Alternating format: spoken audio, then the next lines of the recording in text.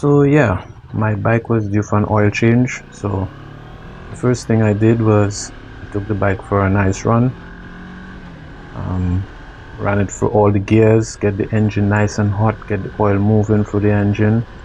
Now remember, the engine as well as the transmission uses the same oil, so all the clutch friction plate material, all the metal shavings and filings from the gears in the engine, all that is suspended in the same oil.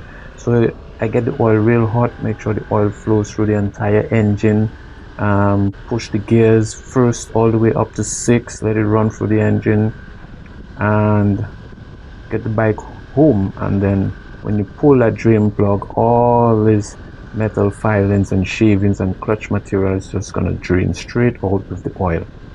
So that's how I do it.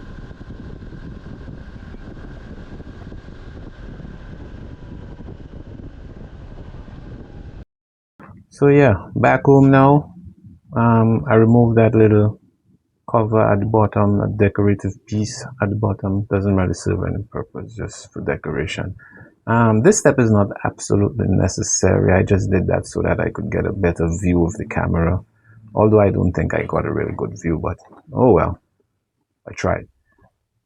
So normally most bikes I used before, they had 17mm drain plug, but for some reason the Moto Morini uses an 18mm drain plug, so I had to go back and search for a different size socket.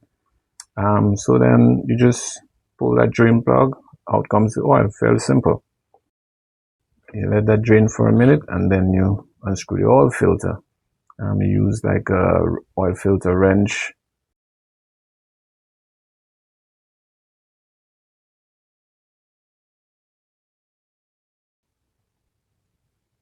So you replace it with a new one. I use a little oil to just lubricate the oil seal and then just screw it back on. Easy. This oil filter, I got it on Amazon. I ordered it on Amazon, as well as 3 quarts of oil. I use Valvoline 10W40. The Moto Morini calls for that weight, 10W40. So I ordered 3 quarts. I use Valvoline because I used it on a different bike I had before, and it seemed to quiet the engine. The engine had a little ticking type of noise, and after I used this oil, the ticking kind of went away. So I kept using that oil, so I like it.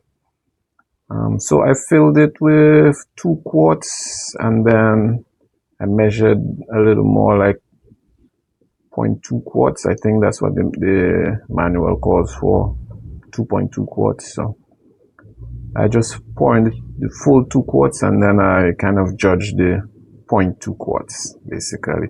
Using the side glass, I make sure that the oil ends up like between the upper and lower mark. I usually prefer that it's closer to the top mark because I think that the oil helps to cool the engine, and the more oil you have, the engine will run cooler, and the more lubrication. That's my theory. I may be wrong, but that's how I do it. So that's it, and then you close it back up. Make sure you start the engine, let the oil flow through the engine, and then you recheck your levels. Make sure that it's between the upper and lower mark. And that's it. Wipe everything down. Make sure it's clean of all the oil residue so that you can check to see if there's any leaks after. Easy process.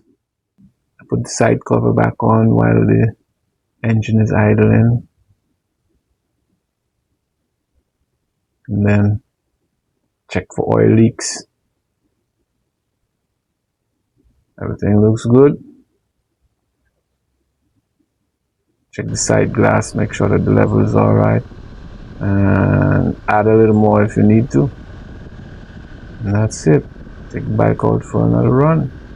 Enjoy.